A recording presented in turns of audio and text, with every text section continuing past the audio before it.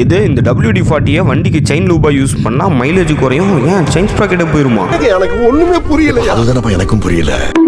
அதாவது இந்த மழை காலம்னு வந்துட்டாலே பைக் ரைடர்ஸ்லாம் ரெயின் கோட் வச்சிருக்கோமோ இல்லையோ இந்த WD-40 கண்டிப்பாக கையில் வச்சுக்கணும். ஏன்னா நம்ம வண்டியை நம்ம எவ்வளோதான் புதுசு மாதிரி மெயின்டைன் பண்ணாலும் மழை காலத்தில் நம்ம வண்டியை யூஸ் பண்ணும்போது அங்கங்கன்னு கண்டிப்பாக ரஸ்டிங் இஷ்யூஸ் இருக்க தான் செய்யும். இந்த மாதிரி நம்ம வண்டியில் ரஸ்டான மெட்டல் பார்ட்ஸ் எல்லாம் அடிச்சு க்ளீன் பண்ணுறதுக்கு யூஸ் பண்ணுற சொல்யூஷன் தான் WD-40. அது மட்டும் இல்லாமல் உங்கள் வண்டியோட செயினை க்ளீன் பண்ணோம் அப்படின்னாலும் WD-40 அடிச்சு ஈஸியாக க்ளீன் பண்ணிடலாம். ரொம்ப சந்தோஷம்.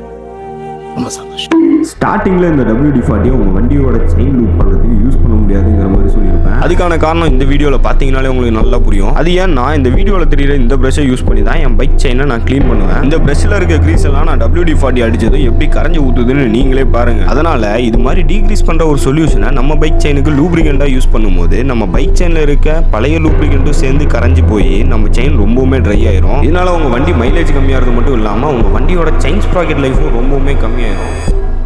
ஸோ நீங்கள் ஒரு WD-40 வச்சுருந்தீங்கன்னா வண்டியோட செயின் லூபாக யூஸ் பண்ணாமல் இது மாதிரி ரஸ்டிங்கு, ஆயில் க்ரீஸு, அப்புறம் வீட்டில் கதவுலாம் திறந்தா சாத்தினா சத்தம் வரும் பார்த்தீங்களா, அதுக்கு கூட லூப்ரிகண்டாக யூஸ் பண்ணிக்கலாம். ஆனால் செயின் லூபாக யூஸ் பண்ணாதீங்க.